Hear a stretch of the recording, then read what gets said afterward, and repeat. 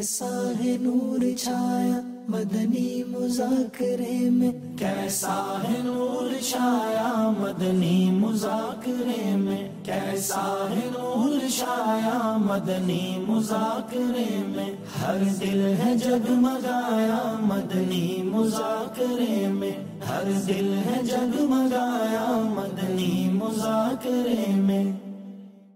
الحمدللہ رب العالمین والصلاة والسلام علی خاتم النبیین، اما بعد فاعوذ باللہ من الشیطان الرجیم، بسم اللہ الرحمن الرحیم، الصلاة والسلام علیک یا رسول اللہ وعلی آلک واصحابک یا حبیب اللہ۔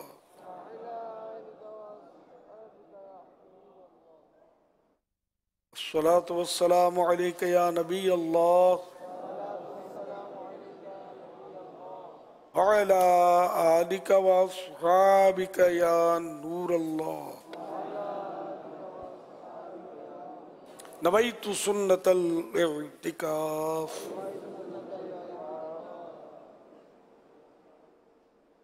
مکتبۃ المدینہ کے رسالے ضیاء درود السلام پیج نمبر 3 سے فرمان آخری نبی صلی اللہ تعالی علیہ وآلہ وسلم نمبر 9، جو مجھ پر ایک دن میں 50 بار درود پاک پڑھے قیامت کے دن میں اس سے مصافحہ کروں، یعنی ہاتھ ملاؤں گا۔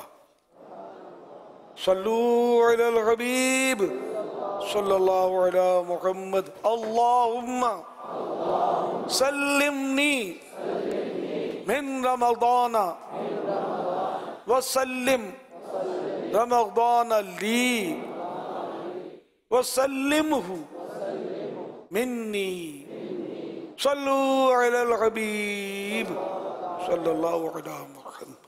الحمدللہ 1444 ہجری کے ماہ رمضان مبارک کا آج 5واں روزہ ہے۔ عصر کی نماز پڑھ کر عاشقان رمضان معتکفین وغیرہ جمع ہے۔ مدنی مذاکرے کا سلسلہ ہے، مدنی چینل پر لائیو دیکھا جا رہا ہے۔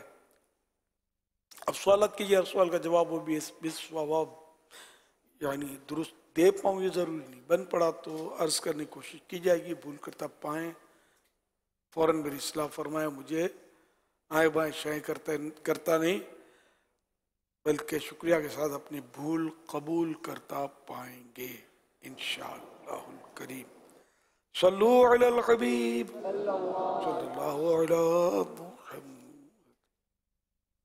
میرا نام محمد سوائم رضا اتاری ہے، میں راولپنڈی چکلالہ اسکیم 3 سے عرض کر رہا ہوں۔ پیارے امیر اہل سنت، میرا آپ کی بارگاہ میں یہ سوال ہے، جس طرح کے رمضان کے موقع پر افطار پارٹی کی خاندان والوں کی طرف سے دعوت دی جاتی ہے، اگر کوئی اسلامی بہن یا اسلامی بھائی اس افطار پارٹی میں نہ شریک ہو سکیں، نہ جائیں بے پردگیوں کی وجہ سے، کیونکہ جب مرد و عورت مکس ہوتے ہیں، سارے ایک جگہ ہوتے ہیں تو پھر بے پردگی کا بھی سبب بنتا ہے، تو آپ اس کے بارے میں کچھ مدنی پھول ارشاد فرمائیے۔ اگر نہ جائیں تو پھر ناراضگیاں بھی ہیں، اور اگر جائیں تو پھر بے پردگیاں بھی ہیں، تو پھر آپ اس کے بارے میں کچھ مدنی پھول ارشاد فرمائیے کہ ہم کیا کریں، کیا ہم جائیں یا نہ جائیں؟ اللہ پاک عافیت والا معاملہ فرمائے۔ واقعی یعنی کہ یہ پتہ ہے کہ بے پردگیاں ہیں، گناہ سے نہیں بچ پائیں گے تو پھر تو ایسی جگہ جانا نہیں چاہیے۔ اب رہی ناراضیوں کی صورت، تو اب یہی ہو سکتا ہے کہ کوئی سمجھانے والا ہو، سمجھدار گھر میں ایسا فرد ہو، وہ ان کو سمجھائے، نیکی کی دعوت دے کہ یہ افطار پارٹی اگر آپ ثواب کے لیے کر رہے ہیں تو یہ ساتھ میں گناہ نہ کیا جائے، عورتیں الگ کمرے میں ہوں، مرد الگ کمرے میں ہوں، تو اس طرح ہونا چاہیے۔ ہم آئیں یا نہ آئیں، آپ گناہوں سے بچیں۔ اس طرح موقع کے مناسبت سے مدنی پھول دیے جا سکتے ہیں، یا آپ کے ساتھ اسی کوئی ترکیب ہو جائے کہ بھئی ٹھیک ہے چلو آپ کو ہم الگ کمرے میں بٹھائیں گے گھر کی اسلامی بہنوں کے ساتھ، تو یہ اب اگر نہیں مان کر مرد و عورت کا اختلاط کرتے ہیں، مکسچر بناتے ہیں، اور آپ کو اگر پردے کے ساتھ واقعی مطمئن ہے آپ بیٹھنے کا موقع ملتا ہے تو پھر چلی جائیں، تاکہ یہ نا اتفاقیاں اور لڑائیاں یہ بھی تو کوئی اچھا کام نہیں ہے.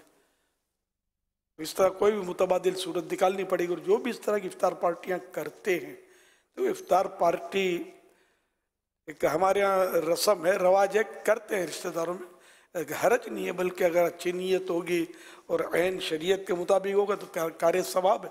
مسلمانوں کو کھانا کھلانا, چاہے مالدار کو ہم کھانا کھلائیں تب بھی ثواب کا کام ہے.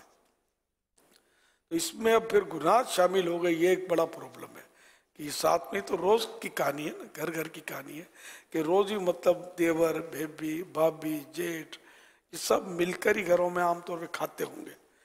تو یہ بھی نہیں ہونا چاہیے. دیور بھابھی کا تو پردہ ہے اور سخت پردہ ہے, ہلکا بھی نہیں ہے کہ دیور کو حدیث پاک میں موت کہا گیا. تو یوں مطلب یہ کہ الگ الگ بیٹھا کریں, الگ الگ, یہ نہیں کہ یہ ادھر ان کا دسترخوان ادھر, تو پھر تو نظر بازی سے بچنا مشکل ہو جائے گا. الگ کمرے میں ہوں, یہ الگ کمرے میں ہوں, یہ ہونا چاہیے گھروں میں بھی اور ڈیلی. گھر کے بچے ہی ہیں شاید وہ اس میں اتنا اچھا کردار ادا نہ کر سکیں, شاید لڑائی ہو جائے. اگر بڑے سن رہے ہوں, دیکھ رہے ہوں, ان تک اگر بات پہنچ جائے اور یہ اس معاملے میں کوئی بولڈ اسٹیپ لے لیں تو بظاہر بچے ان سے تو یہ تو بیس نہیں کریں گے نہیں ہم سامنے سامنے بیٹھیں گے. کہ بسا اوقات اگر بچے کہہ بھی دیں گے نہیں ہمیں پردہ کرنا ہے تو بڑوں کی طرف سے پھر اس طرح کی پریشانیاں آنے کا اندیشہ رہتا ہے. اگر بڑوں ہی کی طرف سے ایک ایسا اصول آ جائے جیسے کہ عورتیں بعد اوقات کمرے میں جگہ نہیں ہو تو وہ کچن میں بھی بیٹھ جاتی ہیں, کچن میں بھی کچھ ایسی اسپیس ہو جاتی ہے کہ خواتین کچن میں بیٹھ جائیں اسلام پہنے, اور مرد باہر کہیں بیٹھ جائیں اور پردے کا اہتمام ہو جائے. تو اگر بڑے جو بھی گھر کے ہوتے ہیں یہ اگر اہتمام کریں. حضور اس میں ایک اور رہنمائی فرمائیں کہ جیسے کہ افطار پارٹی ہے یا جو افطار کی دعوت ہوتی ہے تو اس میں مغرب کی نماز کے لیے مردوں کو اگر کوئی شرعی ممانعت نہ ہو تو مردوں کو مسجد میں پھر جماعت سے مغرب پڑھنے جانا چاہیے, اور میزبان کو ہی اہتمام کرنا چاہیے کہ آئیے مسجد میں چلتے ہیں, نہ کہ گھر میں اہتمام کر لیں. اور پھر عشاء کی جماعت کے لیے بھی پھر اسی طرح, کیونکہ مغرب کی جماعت کے بعد پھر کھانے کا ہوتا ہے, وہ مغرب سے پہلے کچھ ان کے کہنے کے مطابق ہلکا پھلکا ہوتا ہے اور پھر مغرب کے بعد پھر وہ صحیح کا کھانا ہوتا ہے. تو یہ دونوں صورتوں میں نماز با جماعت کا اہتمام یہ میزبان اگر اس کا اہتمام کروا دے تو شاید ہو سکتا ہے کہ اس سے مسجد بھی آباد ہو اور فوائد بھی حاصل ہو. ظاہر یہ تو انڈرسٹوڈ ہے, نماز تو فرض ہے اور مسجد کی جماعت اعلیٰ حضرت رحمۃ اللہ علیہ نے فتح رضی اللہ عنہ اس کی کافی دلائل دی ہیں کہ مسجد کی جماعت واجب ہے. کوئی عذر ہو ایسا کہ وہ مسجد میں نماز نہیں پڑھ سکتے تو اب گھر میں جماعت کر لیں تو ٹھیک ہے. یہ کہ اس کا بھی پتہ نہیں گھر میں بھی کرتے ہوں گے کہ نہیں کرتے ہوں, کھانے پینے میں مصروف رہتے ہوں اور ٹائم بہت شارٹ ہوتا ہے. مغرب کے بعد عشاء کی اذانیں جلدی ہو جاتی ہیں, پھر تراویح نماز یہ سب سلسلے شروع ہو جاتے ہیں. اس لیے وہ کاش ایسا ہو جائے کہ پانی پی لیا, کھجور ایک آدھ, اور پھر فوراً مغرب کی نماز پڑھی, یا قریبی مسجد میں ہی سارے مہمان مرد جو ہیں یہ ہوں اور وہیں افطار کریں. یہ ممکن نہیں لگتا میرے لیے کہ یہ کوئی مانے میری بات. تو چلو گھر میں, مگر گھر میں آئیں گے نا مہمان تو مہمانوں کی بھی تو اپنی اپنی سوچیں ہوتی ہیں نا. گھر والا لاکھ آپ مطلب علم یہ سب چیزیں سمجھتے, آپ مہمانوں کو بلائیں گے افطار میں, آپ خالی پانی اور کھجور ان کو ایک پاس رکھ دیں گے تو نہیں پھر جو آپ کا اشر کرے گی نا قوم, رکھنا پڑتا ہے سر, ہاں رکھنا پڑے گا. جس کو آپ دعوت بولیں گے پارٹی بولیں گے تو اس میں پھر وہ پارٹی ہوتی ہے. اب وہ 10 قسم کے آئٹم رکھیں گے تو کہاں مغرب کی نماز میں اتنی جلدی فارغ کہاں ہوں گے. اور یہ جب یہ اب یہ کہ اس وقت چیزیں بھی ہیوی ہوتی ہیں, یہ میں نے نوٹ کیا, افطار کے وقت ہیوی ہوتی ہیں, بعد میں نارمل ہوتی ہے عام طور پہ. تو اب یہ کہ ہیوی چیزیں کھائے گا یہ, پھر مغرب میں جا کر یہ پھر آئے گا تو بھوک تو مر جاتی ہوگی, لیکن پھر ذرا کھانا تو پڑتا ہے, نفس چھوڑتا نہیں ہے. اس کا بھی اصرار ہوتا ہے, میزبان کا بھی کھائیے کھائیے کھاؤ کھاؤ, پلیٹوں میں نکال دیتے ہیں, اس طرح کرتے ہیں. تو بس یہ کہ آزمائشیں تو ہے. فوراً افطار کریں, پانی پئیں یا کھجور کھائیں, مسجد میں آئے, باقی بھلے وہ آئٹم ہے دسترخوان پر انتظار کریں آپ کا, واپس آ جائیں, پھر یہ آئٹم میں کھائیں, پھر کھانا کھائیں. اپنا پیٹ کا اپنی صحت کا خیال رکھتے ہوئے یہ سب کریں. इंशाअल्लाह मतलब ये कि नमाजें भी मिलेंगी और सब कुछ हो जाएगा।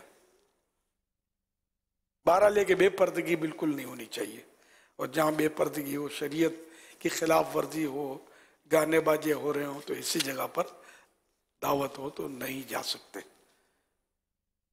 मुझे ये पूछना है कि ये जो सुन्नत मौक़िदा है, तो सुन्नत मौक़िदा और गैर मौक़िदा क्या डिफरेंस क्या है, फ़र्क क्या है दोनों में? सुन्नत मौक़िदा वो होती है कि जिसको प्यारे आका सल्लल्लाहु अलैहि वसल्लम ने हमेशा किया और कभी कभार तर्क किया। इसकी ताकीद ज्यादा है। मौक़िदा ने ताकीद, मैंने क्या, ताकीद का भी कोई आसान लफ्ज मिल नहीं रहा, मुझे ज़हन में आ नहीं रहा। ताकीद का एक उर्दू मुतबादिल बनता है जोर देना, किसी चीज़ पर जोर देना, और इसकी इंग्लिश एक बनती है इम्फिसाइज, इम्फिसाइज। हाँ, अब जोर देना है तो गुफ्तगू में जोर देना ताकीद, और अब ये जैसे मुतबादिल जोर है। दिया मैंने, तो इसको ताकीद नहीं बोलते, इसको मतलब दबाना है, तो जोर ही दे रहा हूँ मैं इसमें, तो ये मौके की मुनासिबत से जोर देना लफ्ज का इस्तेमाल हो सकेगा ताकीद, तो ये कि ताकीद ज्यादा हो। सुन्नत गैर मौक़िदा में ताकीद इतनी नहीं होती, कम होती है। तो इसको आला हज़रत रहमतुल्लाह अलैह ने तो खिलाफ औला कहा है कि सुन्नत गैर मौक़िदा छोड़ने से बचना चाहिए, बचना अच्छा है। अब ये वाकई इस्तिलाहें हैं और अवाम, मुझे भी इसका एहसास है, अवाम नहीं समझते। मुझे तो यूँ लगता है कि ये अवाम फ़र्ज में तो समझते होंगे किसी हद तक, वाजिब में शायद नहीं समझते होंगे कि ये क्या होता है वाजिब।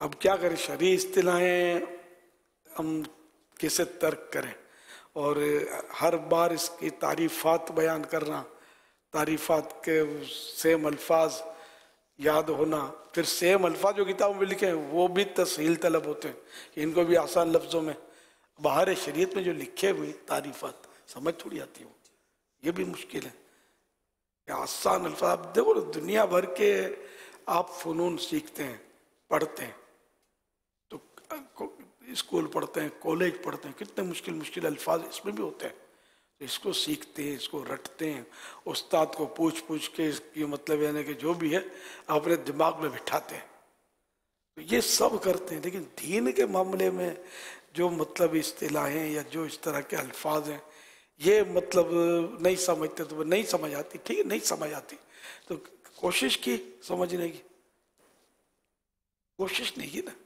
जब दुनियावी उलूम में हम कोशिशें करते हैं, स्कूल में कई कई घंटे पढ़ते हैं, कॉलेज में पढ़ते हैं, रोज़ आते हैं जाते हैं, खर्चे करते हैं, ट्यूटर रखते हैं, स्टडी सेंटर ज्वाइन करते हैं, और मतलब खूब मतलब मेहनत करते हैं, इसके बावजूद बाद लोग फेल हो जाते हैं, तादाद फेल हो जाती है। तो ये सब सीखने के लिए टाइम है, आपके पास पैसे हैं, दीन मुफ्त सिखाया जाता है। दीन पढ़ने में कोई चार्ज नहीं है। जैसे हम जामियातुल मदीना, हमारे पास यानी हॉस्टल भी है, रहने के लिए जगह भी देते हैं, मुफ्त खिलाते हैं, तीनों टाइम खिलाते भी मेयारी हैं, कोई पैसा नहीं लेते। इसके बावजूद मदारिस में लोगों की तालबा की तादाद कितनी, हर फर्द बस अपने बच्चों को इंजीनियर बनाएंगे, डॉक्टर बनाएंगे, हम इसको पायलट बनाएंगे, हम इसको ये बनाएंगे वो बनाएंगे। ये तो बहुत कम रह गया कि जो बोलेगा मैं अपने बच्चे को आलिम दीन बनाऊंगा, मुफ्ती बनाऊंगा, मुफ्ती इस्लाम बनाऊंगा। ये इसकी तादाद कितनी। तो दावत इस्लामी को अल्लाह पाक सलामत रखे, नजर बद से बचाए कि कुछ ना कुछ सोच में तब्दीलियां आई हैं, और अब ऐसे घराने मौजूद हैं जो अपने बच्चे को आलिम बनाने में इंटरेस्टेड है। इससे पहले दावत इस्लामी से पहले का माहौल में मुझे पता है दाढ़ी रखने की हिम्मत नहीं थी किसी की, मैंने रखी तो मुझे पता है ना कि मेरे साथ क्या क्या करने वाले करते थे। लेकिन मैं भी अल्हम्दुलिल्लाह वो अल्लाह की रहमत है कि वो डटा हुआ था। वो मतलब आवाज़ें लगाना, लोगों का कुछ पत्थर फेंक देना, मुझ पर कंकर मार देना, बस और कुछ नहीं, जानते भी नहीं होते ये मौलाना है, दाढ़ी वाला है, फप्ती कसना और वो गलत तरह के लोगों के नाम मुझ पर चस्पा करना।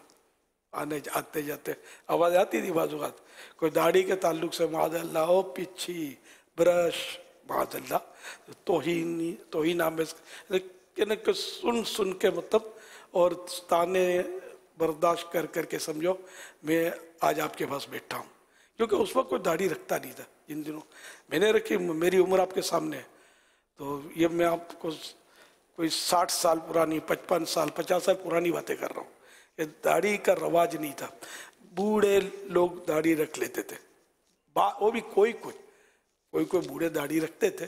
تو بوڑھا ہوتا اس کو اتنا لوگ نوٹ نہیں کرتے، جوان کو نوٹ زیادہ کرتے ہیں.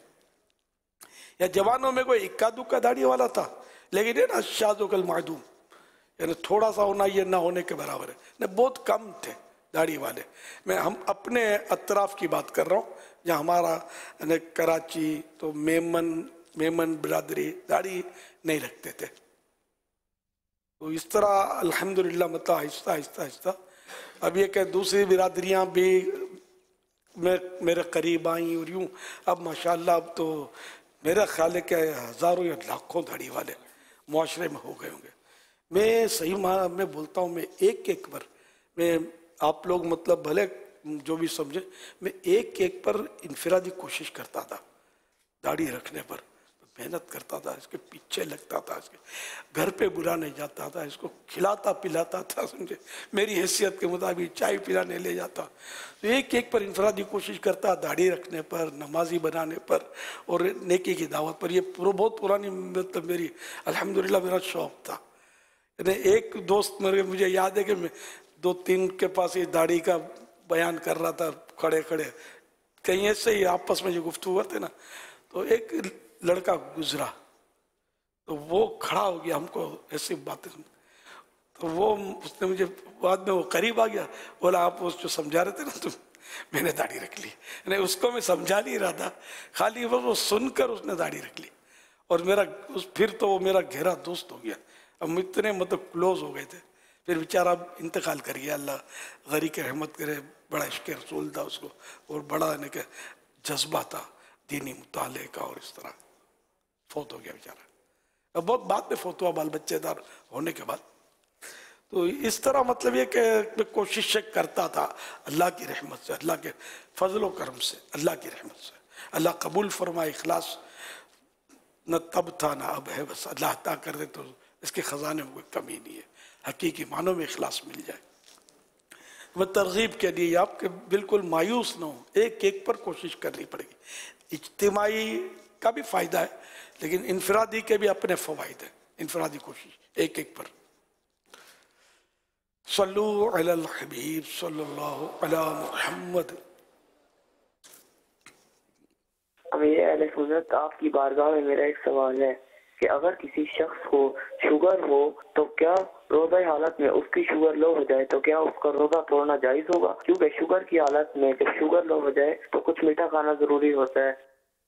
اگر واقعی ایسی طبیعت ہو گئی ہے شوگر کی وجہ کہ عقل چلی جائے گی یا جان چلی جائے گی یا دیر میں اچھا ہوگا، اس طرح کا کوئی عوارض اپنا تجربہ ہے تو، یا کوئی طبیب حاذق، کوئی ماہر طبیب جو مطلب خوف خدا والا بھی ہو، تھوڑا بہت اس کو معلومات ہو، اللہ اور رسول کی باتوں میں مانتا ہو، اس طرح کا نہ ہو مولانا نے اسلام کو مشکل بنا دیا ہے، اسلام یہ نہیں بولتا، اسلام یوں نہیں بولتا، کوئی سختی نہیں ہے، روزے مت رکھو. اس طرح کے ڈاکٹروں کا بھی ایک طبقہ ہے، ان کے تو پاس جانا بھی، ان کا پانی بھی نہیں پینا چاہیے کہ اپنے کچھ اور کچھ نہ ہو جائے، نہ ان سے علاج کروانا چاہیے.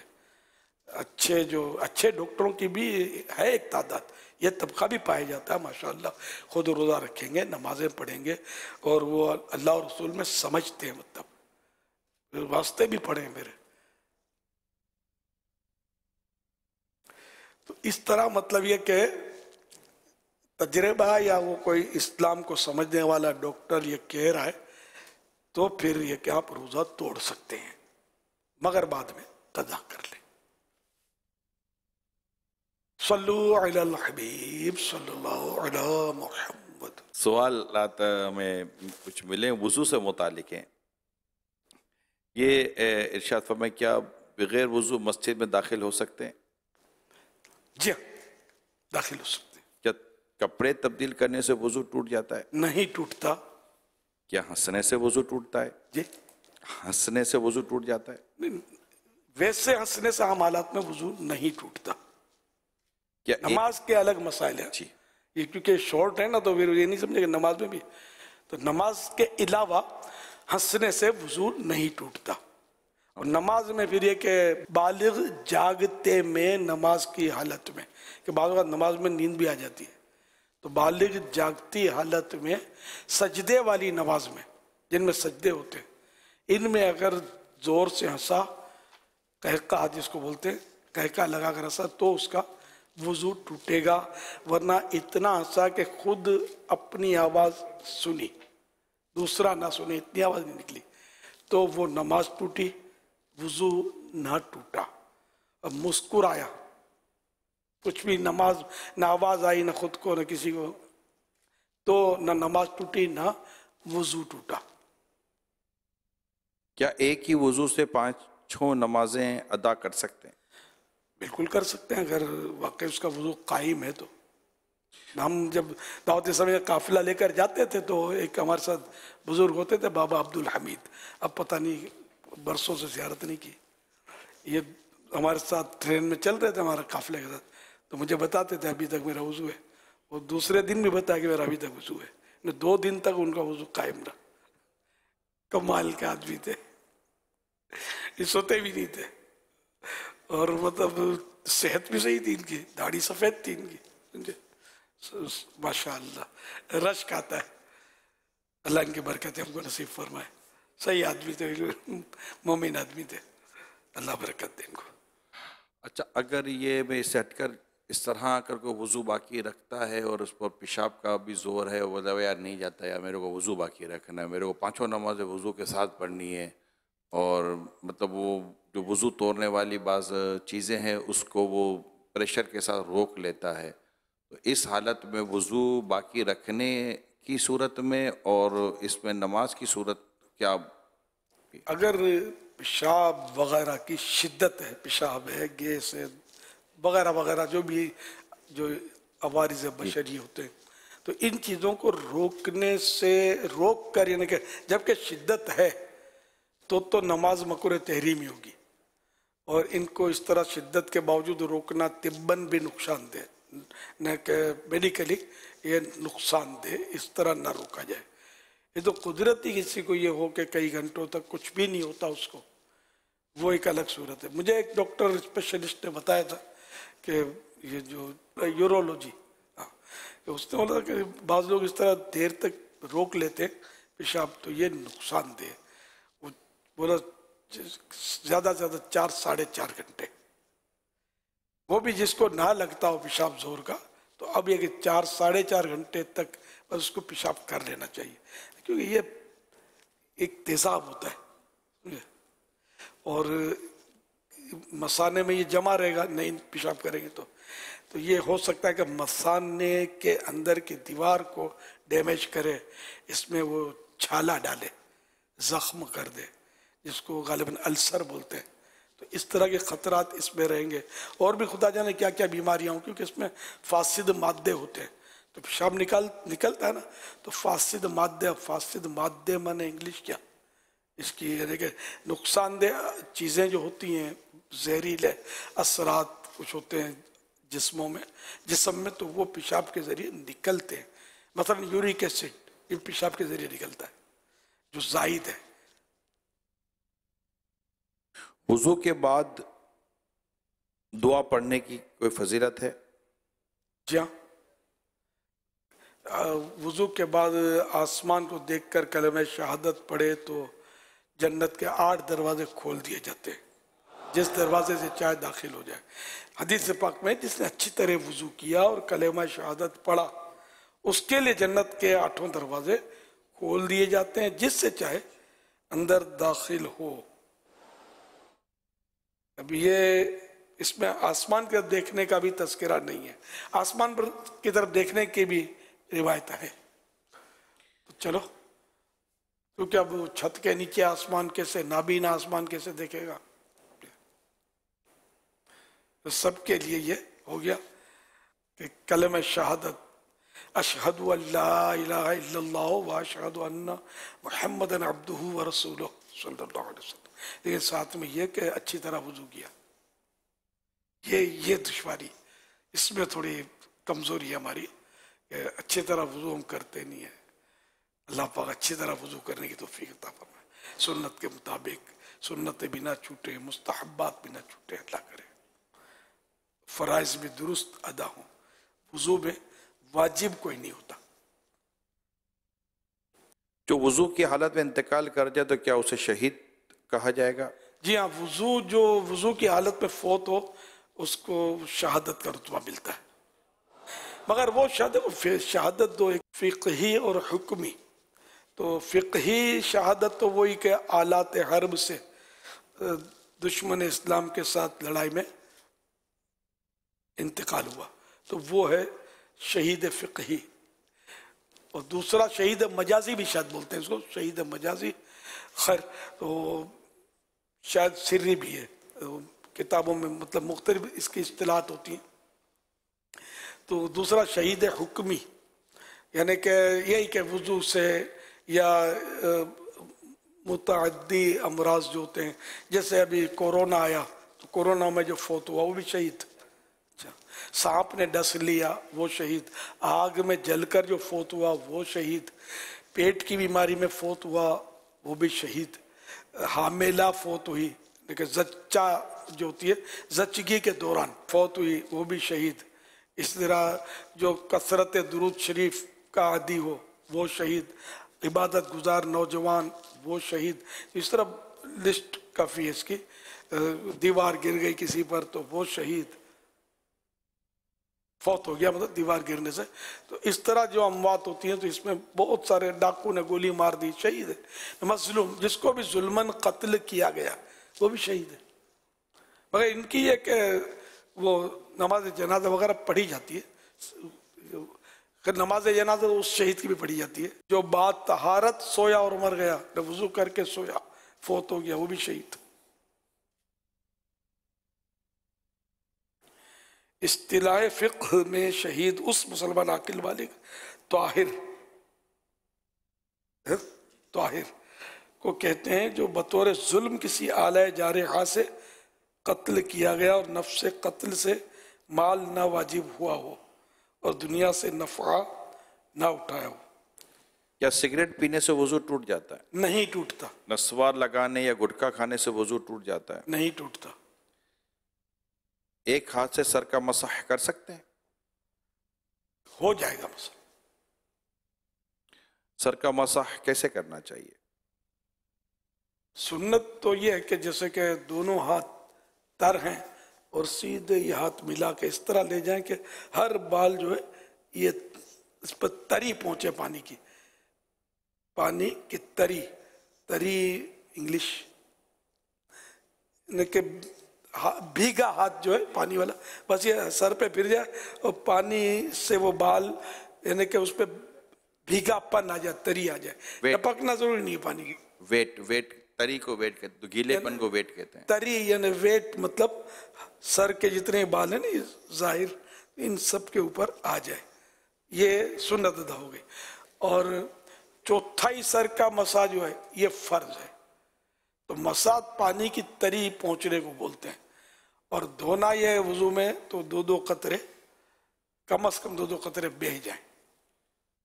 کیا گالی دینے یا گانے سننے سے وضو ٹوٹ جاتا ہے؟ نہیں ٹوٹتا. گوشت کھانے کے بعد کیا دوبارہ وضو کرنا چاہیے؟ مستحب ہے. اونٹ کا گوشت کھا کر مستحب ہے. 12 لے کے گوشت کھانے سے وضو نہیں ٹوٹتا. اونٹ کا گوشت کھایا تو مستحب ہے کہ وضو کر لے، وضو ٹوٹتا نہیں اس سے بھی. وضو کے دوران منہ، ہاتھ یا پاؤں ایک بار دھویا تو کیا وضو ہو جائے گا؟ وضو ہو جائے گا، سنت چھوٹی. کیا عورت کو ہاتھ لگ جائے یعنی ٹچ ہو جائے تو کیا وضو ٹوٹ جاتا ہے؟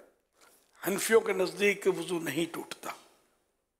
صلو علی الحبیب صلی اللہ تعالی علی محمد صلی اللہ علیہ وسلم. بھئی جتنے سوالات ہوئے جس میں آپ نے فرمایا وضو نہیں ٹوٹتا، لیکن اب اگر کچھ ایسے معاملات ہیں جیسے قہقہ لگانا یا گالی بکی کسی نے یا جو ہے وہ عورت کو ہاتھ ٹچ ہو گیا یعنی نامحرم عورت کو، تو عورت کو چھونے سے مراد بلا حائل جی نہ کہ کپڑوں پر. تو اس طرح کے اگر معاملات ہو گئے یا جس طرح آپ نے فرمایا کہ ایک ایک مرتبہ وضو ہو گیا اس طرح کرنا، تو اب یہ جو معاملات کہکا لگانا، گالی دینا، اس وجہ سے وضو ٹوٹنے کی بات، وضو نہیں ٹوٹے گا، تو وضو اس کے بعد کر لینا یہ مستحب بھی ہے یا نہیں ہے؟ وضو تو دوبارہ کرنا ہوگا، اور بلکہ سنت چھوٹی تو سنت مقدہ ہی ہے کیا، کلی ناک میں پانی چڑھانا 3 یہ تو چیزیں مقدہ ہیں، لیکن یہ جو گالی دینے کی وجہ سے گالی دینا، غیبت کی، کہکا لگانا، جھوٹ بولا، تو یہ مستحب ہو جائے گا کہ وضو کر لے، اور توبہ تو ویسے ہی فرض ہے جو گناہ کیے ہیں اس پر. مگر اب یہ کہ یہ اصل شارٹ بس صورتیں جو ہوتی ہیں وہ اس میں بیان کرتے ہیں، تو پھر وہ تو الگ کے ہاں ڈیٹیل ہوتی ہے. سم ہوتا یہ ہے کہ اس طرح کے کچھ سوشل میڈیا پر اس طرح کی چیزیں چلتی ہیں کہ یہ کرو گے تو یوں ہو جائے گا، یہ کرو گے تو یوں ہو جائے گا، تو اس طرح کے جوابات جو ہے نا یہ ان کو باقاعدہ اس کا ایک حل نکال آتا ہے. کیا ناخن کاٹنے سے وضو ٹوٹ جاتا ہے؟ نہیں ٹوٹتا. اب یہ کیا غلط فہمی عوام میں ہوتی ہے کہ ناخن کاٹا تو وضو ٹوٹ گیا، یوں کیا تو شیشہ دیکھا، شیشے کے سامنے کھڑے ہو گئے تو وضو ٹوٹ جائے گا. آئینہ دیکھنے سے وضو نہیں ٹوٹتا.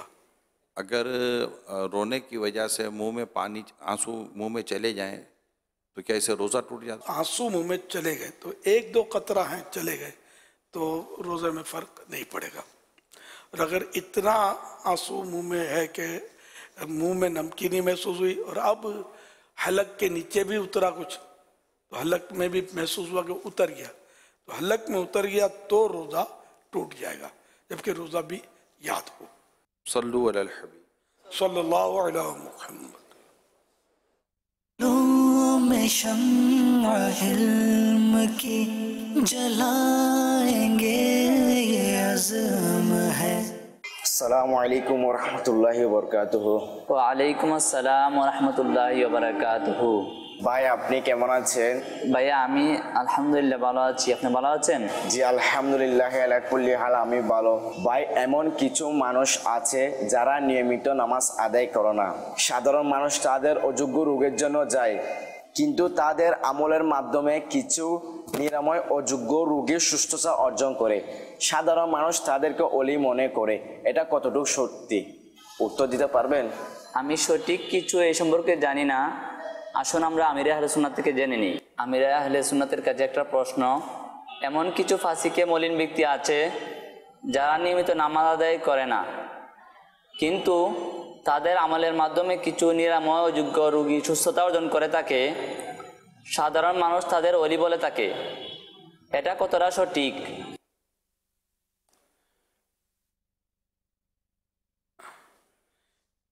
سوال ہے، ایسے کچھ فاسق معلن لوگ موجود ہیں جو پابندی سے نماز قائم نہیں کرتے، لیکن کچھ عملیات کے ذریعے بعض مریض ان کے علاج و معالجے سے شفا یاب ہوتے ہیں.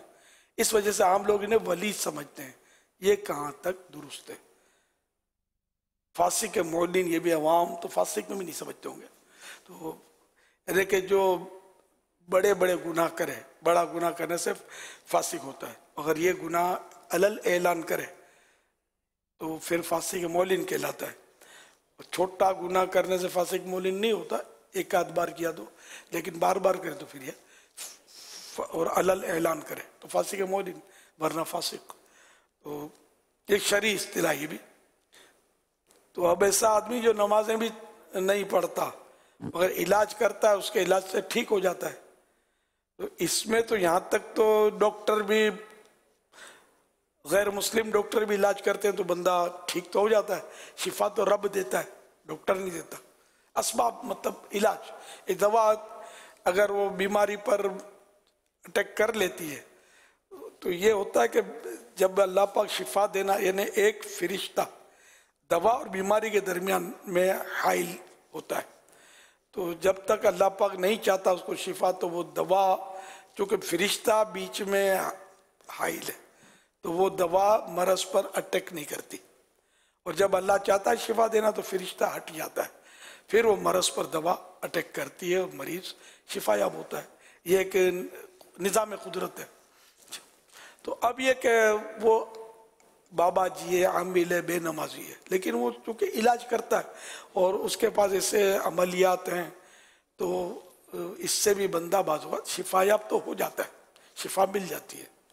لیکن یہ کہ اب دوسرا اس کا سوال کا حصہ کہ لوگ پھر اس کو ولی سمجھتے ہیں. تو بالکل اس کو اگر ولی سمجھتے تو ڈاکٹر کو بیچارے کو کیا قصور ہے؟ اتنی محنت کی ہے کہ کہاں ملکوں میں آ کے پڑھ کے آیا ہے, تو یہ تو ولیوں کا سردار ہونا چاہیے کہ اس نے علاج کیا ہے. اچھا پھر یہ ٹیبلٹ جو ہوتی ہے, کام تو ٹیبلٹ بھی دکھاتی ہے, اس کو بھی کوئی ولایت کا چھوٹا موٹا درجہ دے دیا جائے. سر پھٹ رہا ہے درد سے, وہی اور ٹیبلٹ آ گئی ہے, میڈیکل اسٹور سے ہی لے آتے, وہ کھائی, سکون ملا. اب ایک ٹیبلٹ نے سکون دیا, اس کو بیچاری کو آپ ولایت دیتے نہیں ہیں. ڈاکٹر اتنی محنت کرتا ہے, چیر پھاڑ کر دل ٹیبل پہ لا کے رکھ دیتا ہے, آنکھیں بدلی کر ڈالتا ہے, گردے ٹرانسپلانٹ کر دیتا ہے, بدلی کر دیتا ہے, بندے کو چلتا کر دیتا ہے. اس کو ولایت کا کوئی حصہ نہیں ملتا, خالی بابا جی کو ولایت کا حصہ کیوں؟ اس سوال کا جواب دراصل جو ولی بولتے ہیں تو یہ, نہ ڈاکٹر علاج کرنے سے ولی ہو جاتا ہے, نہ وہ بابا جی یا عامل علاج کرنے سے ولی ہوتے. ولایت چیزیں دیگر است, یہ اور چیز ہے ولایت جو صرف اللہ کی عطا سے ملتی ہے.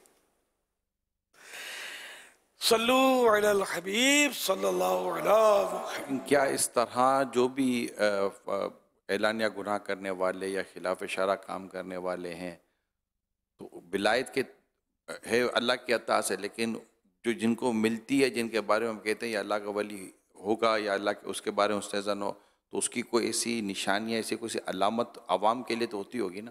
ایک تو یہ ہے کہ مطلب جس کو دیکھ کر خدا یاد آ جائے, اور اس کے علاوہ بھی کچھ علامتیں تو ہیں یار. واضح قرآن پاک میں الذین آمنوا وکانوا یتقون, کہ جو ایمان والے ہیں اور پرہیزگار ہیں. اور پرہیز یعنی متقی کا مطلب یہ ہوتا ہے کہ اللہ پاک نے جو احکام دیے ہیں اس پر عمل کرنا, جن چیزوں سے منع کیا ہے اس سے بچنا.